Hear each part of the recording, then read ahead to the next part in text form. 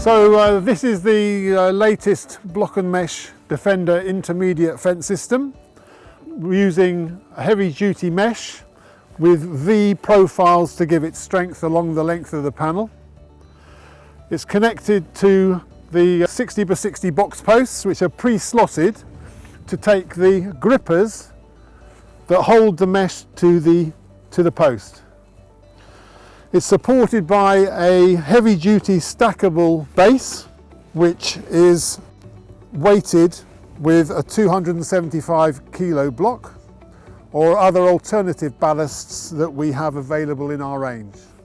The bases are stackable so that for transportation and for storage purposes they stack on one another to minimise the amount of room they take up, and they can be transported along the fence line as the installation progresses.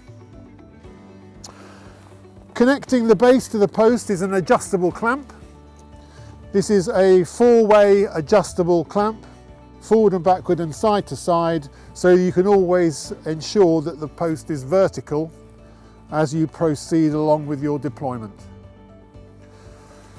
The top of the post has a cap, a simple cap on the top, which has integral hooks to allow you to position the mesh as you go, and it acts as a third hand as you install, so the mesh doesn't move about before you've actually clamped it to the post.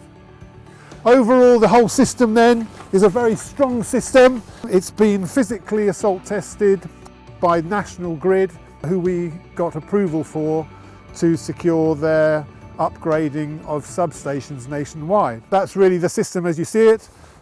Here we have an alternative ballast block for increased level of security or very exposed conditions. Here we have a 750 kilo block.